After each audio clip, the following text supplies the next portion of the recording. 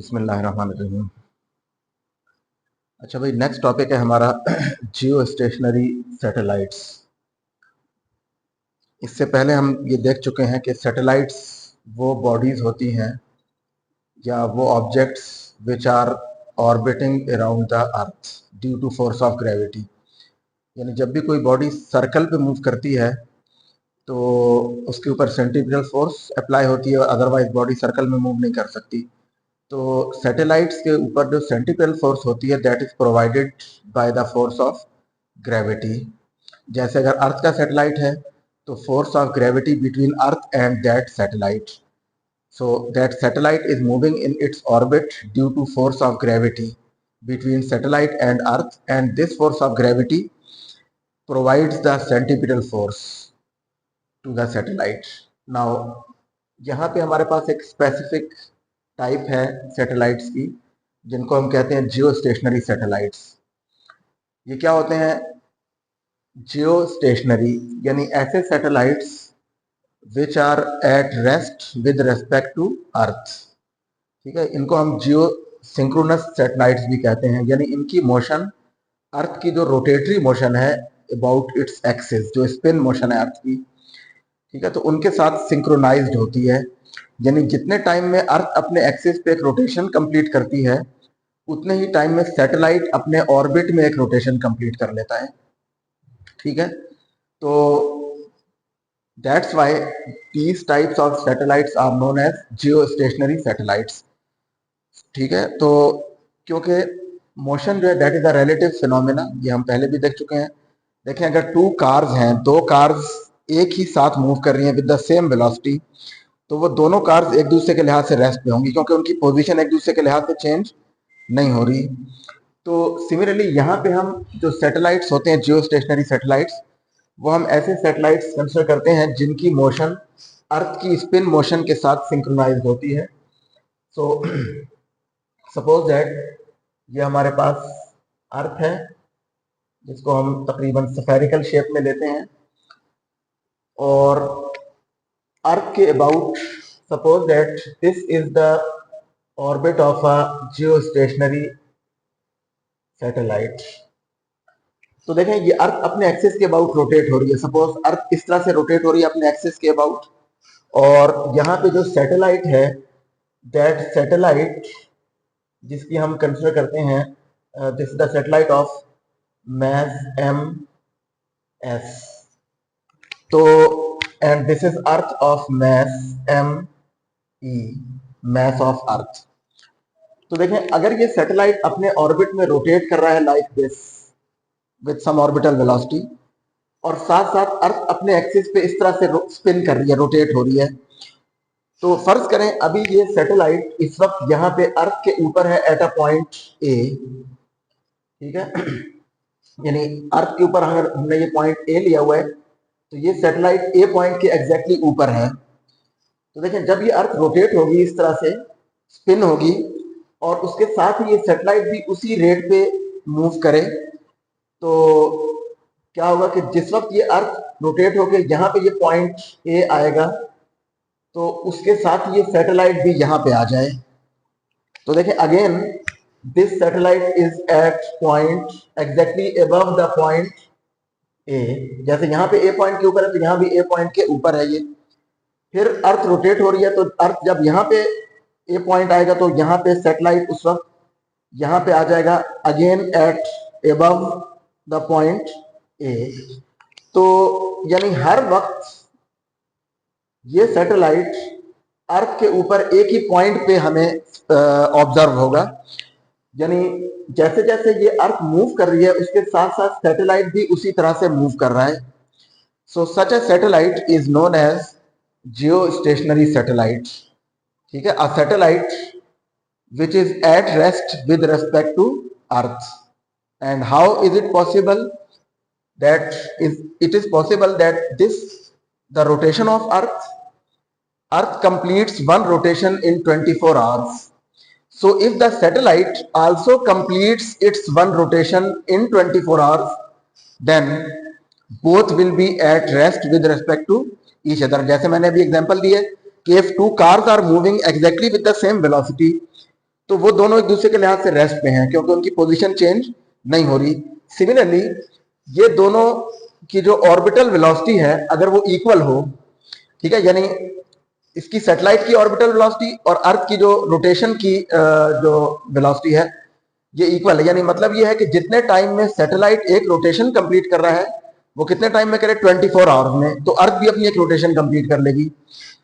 So earth completes one rotation about its axis in 24 hours. If this satellite also completes one rotation in its orbit in 24 hours, then both will be at rest with respect to each other, and such a satellite is known as geostationary satellite. Now we have to see that what will be the orbit of what will be the radius of the orbit of the geostationary satellite. फर्ज करें हम ये कहते हैं ये satellite जो इस orbit में है ये जियोस्टेशनरी सैटेलाइट है, तो इसका ऑर्बिट का रेडियस r जो है ये हमने कैलकुलेट करना है कि what will be the radius, उसको हम कहते हैं ये जो ऑर्बिट होते हैं जिनका ये रेडियस अभी हम कैलकुलेट करेंगे, these orbits are also known as geostationary orbits। यानी ये वो ऑर्बिट है कि अगर इस ऑर्बिट में कोई सैटेलाइट होगा that will B geostationary satellite. So a satellite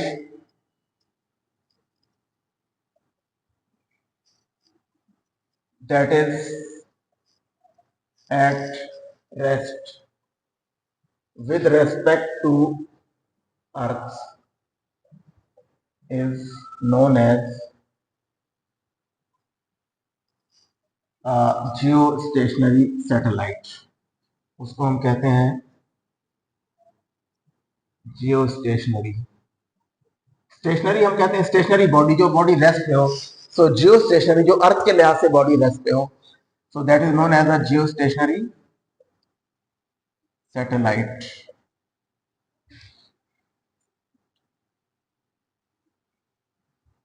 ठीक है, that is known as a geostationary satellite.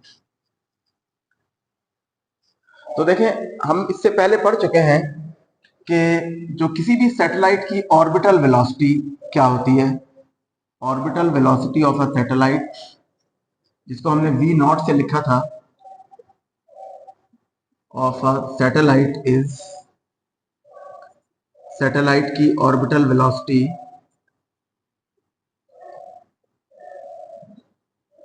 Given by, that is, ये हम ऑलरेडी डिराइव कर चुके हैं, that is v naught is equal to GME by R और इसका square root. So that is the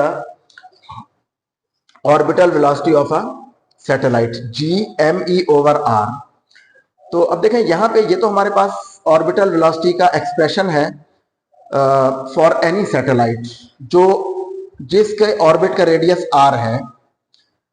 now specifically इसको हम यहाँ पे अगर इक्वेशन 1 कह दें, अब हमने देखना है कि अगर हमारे पास ये वाला सैटेलाइट जियोस्टेशनरी सैटेलाइट हो तो उसके ऑर्बिट का रेडियस क्या होगा। तो देखिए हमारे पास वेलोसिटी की इक्वेशन हमारे पास होती है s is equal to vt। ये हमारे पास इक्वेशन है, इक्वेशन ऑफ मोशन में v एवरेज इनटू t। तो यहाँ पे हम v को लिखते हैं v is equal to s over t।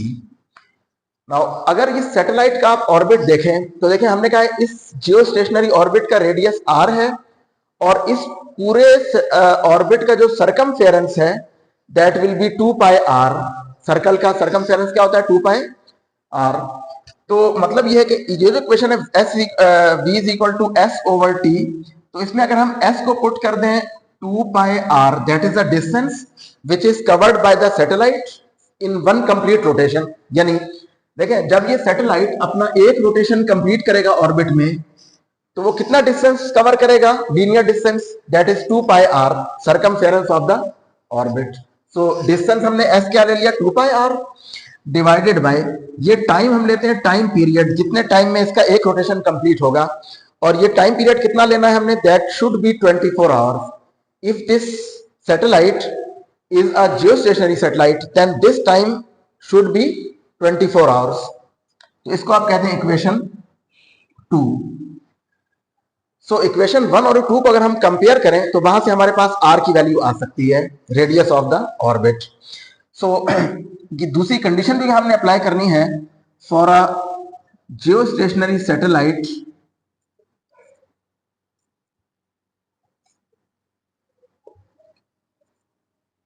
we have t यानी time period that is equal to 24 hours, और इसको आप ऐसा यूनिट्स में कन्वर्ट कर रहे हैं सेकंड में, तो ये हो जाएगा 24 hours multiply in 1 hour 60 minutes and in 1 minute 60 seconds. तो ये हमारे पास सेकंड्स में आ जाएगा 24 hours multiply 60 into 60 and that comes out to be, हमारे पास ये सेकंड्स में जो इसकी वैल्यू है ये आप कैलकुलेट कर सकते हैं, दैट इज 84,400। ठीक है, 86,000 आई थिंक 86,400 सेकेंड। ठीक है, 86,400 seconds. So this is 86,400 second. ये यानी इतने टाइम में इस सैटेलाइट को एक रोटेशन कंप्लीट करनी चाहिए। 24 आवर्स में मीन 1 डे। ठीक है, तो 24 आवर में क्यों लिया है? Because it is equivalent of 1 day. यानी मतलब ये है कि जैसे अभी आपको बताया है कि सैटेलाइट अर्थ एक रोटेशन 1 डे में कंप्लीट करती है अपने एक्सिस के अबाउट, उतने ही टाइम में सैटेलाइट को भी एक रोटेशन कंप्लीट करनी चाहिए अपने ऑर्बिट में, then it will be a geostationary satellite. So ये कंडीशन हमने यहाँ पे अप्लाई की और वहां पे टाइम हमने कितना लिया है? 1 day which is 86,400 seconds. Now comparing equation 1 and 2, 1 और 2 को कंपेयर करें। ठीक है, इक्वेशन 1 एंड इक्वेशन 2, यानी अगर ये जियोस्टेशनरी सैटेलाइट है तो उसकी ऑर्बिटल वेलोसिटी और ये जो हमने वेलोसिटी फाइंड की है s इक्वल टू vt वाली इक्वेशन से, ये दोनों इक्वल होनी चाहिए और टाइम इसमें कितना होना चाहिए? 24 आवर्स। सो अगर हम कंपेयर कर लें then we can write 2 pi r is equal to GME over r और इसका स्क्वायर रूट। अब हमने फाइंड करना है r की वैल्यू रेडियस के, इस जियोस्टेशनरी ऑर्बिट में उसका रेडियस कितना होगा ऑर्बिट का। सो r हमने कैलकुलेट करना है, तो इसको r के लिए कैलकुलेट करने के लिए दोनों साइड पे स्क्वायर ले लें, तो ये हो जाएगा 4 pi square r square is equal to, square क्यों लेना है? रूट को खत्म करने के लिए, that will be GME over r। यहाँ का स्क्वायर जब लेंगे तो ये रूट खत्म हो जाएगा और इस साइड पे स्क्वायर आ जाएगा। इस r को यहां ले आए और अच्छा ये 2 पाई r ओवर टी, यहाँ पे हमने ये क्या है? 2 पाई r ओवर टी। सो 2 पाई r, इक्वेशन 1 और 2 को कंपेयर करें तो 2 में क्या है? 2 pi r over T. So this is 2 pi r divided by T. तो जब स्क्वायर लेंगे तो 4 पाई r square divided by T square ये आ जाएगा। अब आप r को यहां ले जाएं, बाकी टर्म्स को उस तरफ ले जाएं, तो देखें ये r जब यहां आएगा तो r स्क्वायर पहले से है और r ये, so this will become r cube and this is equal to GME और ये t स्क्वायर वहां जाके मल्टीप्लाई हो जाएगा डिवाइडेड बाय 4 पाई स्क्वायर। ये r क्यूब की वैल्यू आई है हमारे पास। तो r क्या होगा? इसका आप क्यूब रूट ले लें दोनों साइड्स पे, तो क्यूब रूट जब लेंगे तो ये हो जाएगा GME T square divided by 4 pi square और इसका क्यूब रूट, यानी इसकी पावर आपके पास आ जाएगी 1/3। स्क्वायर रूट क्या होता है? पावर 1/2, तो क्यूब रूट होता है पावर 1/3। तो यहाँ पे क्यूब रूट और ये क्यूब कैंसिल हो जाएगा और यहाँ पे इसकी पावर 1/3 आ जाएगी। So this is the equation for the radius of the geostationary orbit, यानी जियोस्टेशनरी ऑर्बिट का रेडियस ये होगा हमारे पास GME T square divided by 4 pi square का क्यूब रूट। ठीक है, cube root of this quantity. अब देखें इसमें ये सारे कांस्टेंट टर्म्स हैं, g ग्रेविटेशनल कांस्टेंट है, हम इनकी वैल्यूज अगर पुट कर दें यहाँ पे, so this is 6.67 into 10 raise to power -11, this is the value of g। ME mass of earth 6 into 10 raised to power 24 mass of earth into t square, t हमने 24 hours दिया था, that is 86,400 seconds। ऐसा unit में आप इसको 86,400 400 seconds और इसका square T square है, तो टी स्क्वायर मीन्स कि आपका जो टाइम है 86,400 इसका स्क्वायर आ जाएगा, और डिवाइडेड बाय 4 पाई स्क्वायर, और इस पूरे को जब आप एवेल्युएट करेंगे तो आपने एंड में जाके इसका फिर क्यूब रूट ले लेना है power 1/3. So this radius comes out to be 4.23 into 10 raised to power 7 meters. ठीक है, ये जियो स्टेशनरी ऑर्बिट का रेडियस ये आता है हमारे पास 4.23 into 10 raised to power 7 meters. और किलोमीटर्स में आपकी बुक में इन्होंने लिखा हुआ है, तो किलोमीटर्स में आप इसको लिख सकते हैं, this is 4.23 into 10 raised to power 4 और 10 raised to power 3 इसके साथ आ जाएगा. So that becomes kilometre. 10 raised to power 3 को हम किलो लिख लेंगे. So this is the radius of the, ये रेडियस की वैल्यू है. ठीक है, जियो स्टेशनरी ऑर्बिट का रेडियस किलोमीटर में आप इतना लिखेंगे और मीटर्स में आप इस तरह से लिख सकते हैं. तो ये तो हो गया, यानी इतने डिस्टेंस पे अर्थ के सेंटर से इतने डिस्टेंस पे आर डिस्टेंस पे जो सैटेलाइट होगा that will be a Jio stationary satellite. ठीक है. अच्छा, दूसरी चीज जो आपकी बुक में इन्होंने कैलकुलेट की हुई है that is the orbital speed of the geo stationary satellite, कि उसकी ऑर्बिटल स्पीड कितनी होगी जियो स्टेशनरी सैटेलाइट की. तो देखें, इक्वेशन 1 हमारे पास ऑर्बिटल स्पीड है या ऑर्बिटल वेलोसिटी की वैल्यू Gme ओवर आर. तो इसमें आर की वैल्यू आपने ये वाली पुट कर देनी मीटर्स में, ये वाली वैल्यू. सो इसको हम कहते हैं this is the geo stationery radius of the geo stationary orbit and the speed of the orbital speed of the geo stationary satellite.